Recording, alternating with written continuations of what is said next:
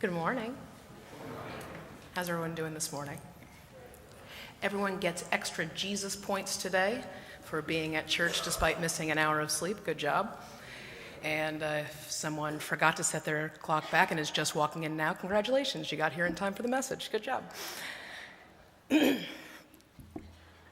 Back in 2012, a San Antonio man named Rue Ferguson hopped into his car and headed south to Corpus Christi because he was going to be on Antiques Roadshow. Anybody in here watch Antiques Roadshow? Oh, wow, quite a few of you, all right. Not my favorite show, not something I was gonna Netflix binge on, but I do find some of the stories pretty interesting, especially when you hear stories about priceless artifacts that got picked up at a yard sale for $10. I find those stories very interesting. So Rue Ferguson had a piece of art that he wanted to bring on the show. Back in 1930, his great-grandparents were vacationing in Mexico, and they bought a painting off of a teenager and brought it back to Texas. The painting wasn't very spectacular. It was a simple oil-on-canvas painting of a Mexican worker standing next to a shovel and pail. For years, the painting actually hung behind the door of an office. Rue actually confessed that when the office door was open, you couldn't actually see the picture. And then for decades, it was wrapped up in paper and left in a closet.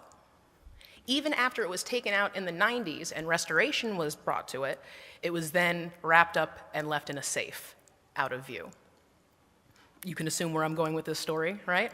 It turns out that the painting was an authentic 1904 work by Diego Rivera, who is arguably one of the most important Latin American 20th century artists. The official records in Mexico City stated that El Albañil, or the laborer, had been missing since the 30s, and that the value was somewhere between $800,000 and $1 million. It is one of Antiques Roadshow's most expensive finds to date. When interviewed, Ferguson said he wasn't sure if he was going to sell the painting or keep it and pass it down to his daughters. Either way, his first priority was to get it to a museum, because something like this needs to be seen by people. So if you've learned anything at church today, is that there might be something in your attic that you can buy a beach house with. So enjoy your spring cleaning. I just say that if you do find anything valuable, please remember who gave you the idea in the first place. Just saying. We'll come back to Ferguson's story later. Last week, we started our Lenten series based on Richard Stearns' book, The Hole in Our Gospel. Clarence shared last week about how we need to fight this tendency to have a checklist Christianity, where our faith is just a list of good things that we do. And I've been asked this week to talk about how the hole goes deeper. And as we talk about how the hole goes deeper, we see that devotion to God cannot be separated from compassion for the poor, the hurt, and the marginalized. As we heard in our Isaiah passage this morning, the worship that God desires is the loosing of the chains of injustice, breaking the yoke of the oppressed, bringing the homeless into your homes, and clothing the naked. And if you have not heard that message preached from this pulpit before, then allow me to say, welcome, first-time visitor. Did you get your bread yet? No peanut butter, no jelly, yeah. Because that is a message spoken here often. You've heard it already. I have said it. Cynthia has said it. Eduardo has said it. Clarence has said it. You will know a tree by its fruit. What you do to the least of my brothers, you do also unto me. This is a message that we have repeated here before. An authentic and genuine commitment to Christ will be accompanied by demonstrative evidence of that transformed life. This is where you say amen, because this is review. There you go. Okay, so the deeper hole is caring for the less fortunate, and we've already heard that before, so we are all set and we can go home early, right? Trish is now my new favorite preacher. Or maybe the hole goes even deeper than that. Maybe there is a hole inside of us. Oh, you mean the hole in my heart that I fill with Jesus? No, that's good. Good job. But that's also not the hole that I'm talking about this morning. I think that there is a hole in the way that we view ourselves. I think that there's a hole in the way that we think about ourselves and about our capabilities. I think that's a problem that the people of God have had for a very long time. I have an example for you in Exodus 4, where Moses is speaking to God through the burning bush. God is calling Moses to be a leader of the Israelites and their liberation from Egypt, and Moses is less than thrilled about the offer. He doesn't feel qualified. He doesn't think people will listen to him. He doesn't think that he'll be an eloquent speaker. Moses is giving every excuse that he can think of to not be their leader. So we're going to look at part of this conversation, starting in Exodus 4, verse 1. Then Moses answered, "But suppose they do not believe me or listen to me, but say, 'The Lord did not appear to you.' The Lord said to him, 'What is that in your hand?' He said, 'A staff.' And he said, 'Throw it on the ground.' So he threw the staff on the ground, and it became a snake. And Moses drew back from it. Then the Lord said to Moses, 'Reach out your hand and seize it by the tail.' So he reached out his hand and grasped it, and it became a staff in his hand. So that they may believe that the Lord, the God of their ancestors, the God of Abraham, the God of Isaac, and the God of Jacob, has appeared to you." Down to verse 10. "But Moses said to the Lord, 'O my Lord, I have never been eloquent, neither in the past, nor even now that you have spoken to your servant, but I am slow of speech and slow of tongue.' Then the Lord said to him, 'Who gives speech to mortals? Who makes them mute or deaf, seeing or blind? Is it not I, the Lord? Now go, and I will be with your mouth and teach you what you are to speak.' But he said, 'O my Lord, please send someone else.'" Heroic, isn't it? Many times I hear ministers and commentators give Moses a hard time in this passage, and rightly so. He does not seem to be very interested in what God is proposing here. But as I read through this passage, I don't think Moses has a faith problem with God. I think Moses has a faith problem with Moses. He really seems to be having a hard time understanding why God is calling him in the first place. You see, as modern Christians, we have the luxury of knowing the full scope of this biblical story already. We know that Moses goes on to be one of our Old Testament heroes. But right now, he's just some self-doubting dude in the desert chatting to a flaming shrub. In that moment, he does not know the wide-reaching hand of God and how it's been working in his life. He doesn't realize in that moment how God sheltered him from harm in his basket floating in the reeds of the Nile River.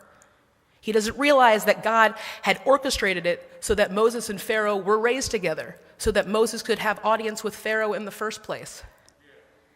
He doesn't realize that God is instilling compassion inside of Moses as he walks among the Israelites and sees them oppressed by the Egyptians day in and day out.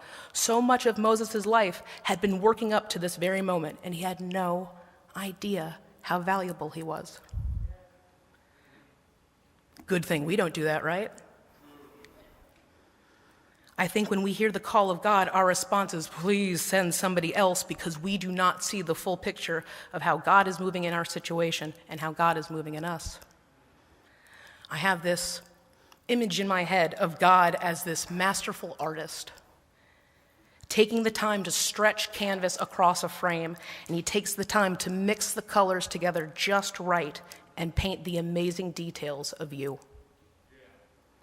He painted in your patience and your compassion and your empathy towards children and your ability to teach and your ability to sing. And now here is this amazing work of art.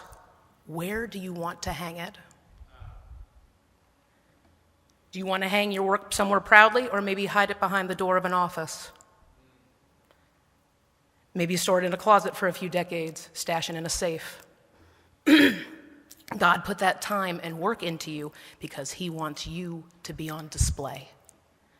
Not for the sake of the painting, but for the sake of the artist. So when God calls on us and we say, please send someone else, we forget all of that beauty and the effort that has gone into making us. We forget who we are. And there is a hole in that gospel. I've been a Christian for almost 20 years, and I've been in ministry for over 8 years. So I have heard an impressive array of excuses as to why people don't help or why people don't help more. And some of them are very valid. And I think some of them are just instances of forgetting our potential value.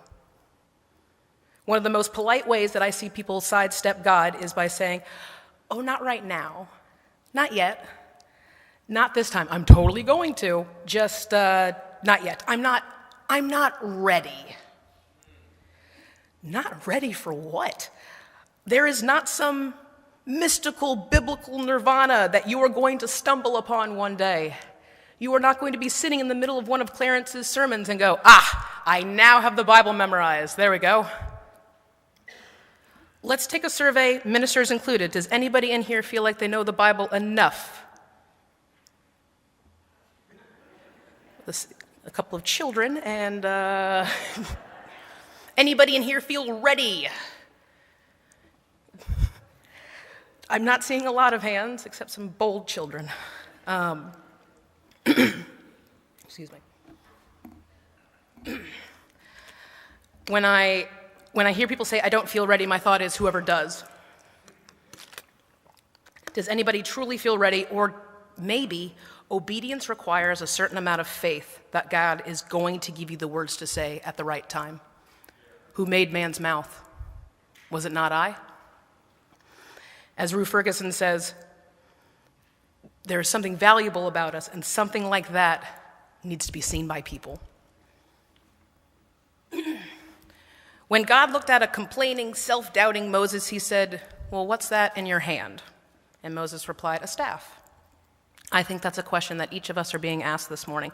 What has God equipped you with? What is in your hand? Has God given you hospitality or a heart for teaching? Maybe you're a good listener, and people tend to come to you for advice. That's wisdom. That's discernment. Maybe you're benevolent and you enjoy giving to people in need. Maybe people naturally gravitate towards you as a leader. Those are all staffs that God has already put in your hand. You are not doing God any favors by saying, this, it's not much. It's stupid. God can't use it. It's nothing. What is in your hand? Something I tell my kids all the time is, don't you realize that you are princes and princesses? Your father is the king. Don't do that to yourself. You are so much more valuable than you realize, and you don't need to be self-degrading or self-doubting. It does nobody favors, and it prevents work from being done. Remember, there was nothing magical about Moses' staff. At the end of the day, it was just a piece of wood. What made it amazing was that it was a piece of wood in the hand of an obedient servant of God. That's where the power came from. It isn't about our limited capacity. It is about giving unlimited capacity to God so that he can work through us. Richard Stearns breaks down our mission pretty simply. He explains, Christ already showed us what the greatest commandment is. Love the Lord your God with all your heart, soul, mind, and strength. And he said the second is just as important. Love your neighbor as yourself. All the laws and prophets hang on these two commands. Again, review. Stern goes so far as to say that if Matthew 28 is going to be considered the Great Commission, that should be added to our basic Christian expectations. So, if you're a bullet point person, as Christians, we are called to love God, love our neighbor, and make disciples that will do the same. And because that is our commission, because that is our calling as followers of Christ, we are already equipped to do it. We just need to recognize what God has put in our hands and to be bold enough to use it. Especially right now, in the climate that our church and our country is in, we really need people to be boldly kind, boldly loving. It's what we're missing right now. Gary Gulberson once said, it's not what you believe that counts. It's what you believe enough to do. What do you believe enough to motivate you to action? I'm reminded of a popular quote by Marianne Williamson. And even if you've heard this quote before, maybe we need to hear it again. Maybe we need to hear it enough times for us to move. Our deepest fear is not that we are inadequate. Our deepest fear is that we are powerful beyond measure. It is our light, not our darkness, that most frightens us. Your playing small does not serve the world. There is nothing enlightened about shrinking so that others won't feel insecure around you. We are all meant to shine as children do. It's not just in some of us, it is in everyone. And as we let our own light shine, we unconsciously give other people permission to do the same. As we are liberated from our own fear, our presence automatically liberates others. What is that in your hand this morning? And what do you plan to do with it? In these next couple of minutes, I invite you guys to reflect and to pray. And please remember that the altars are open at this time. Thank you very much.